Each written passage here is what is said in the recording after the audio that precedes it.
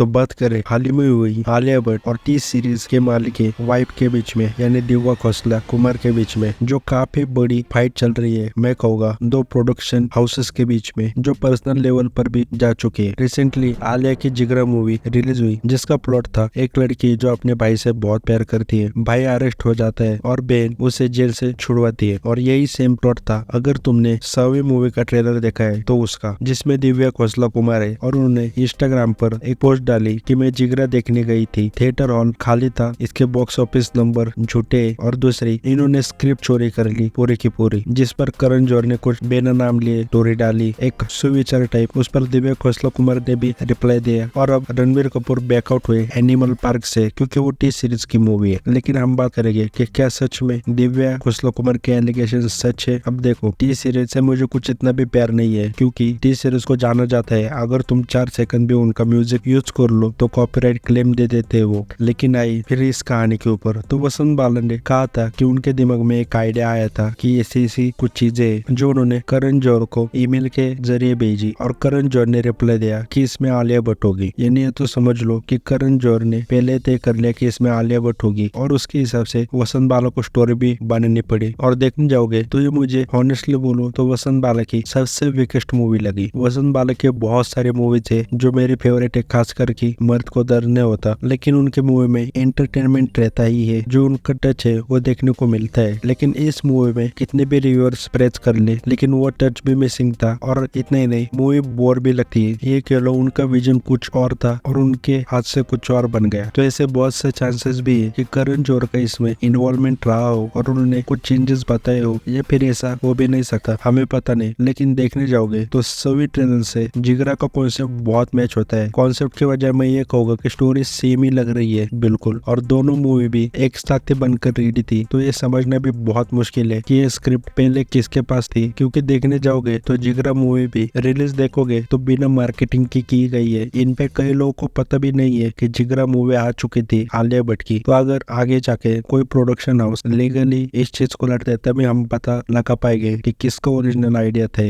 अभी के लिए तो ये इशू बहुत सीरियस है। आपको क्या लगता है कि सच में करण जौहर ने सभी का कॉन्सेप्ट चुराया, या फिर ये सिर्फ कोइंसिडेंस है कि दोनों मूवी का कॉन्सेप्ट सेम है, या फिर दिव्या खोसला कुमार ने कॉन्सेप्ट चुराया? कमेंट करके जरूर बताना।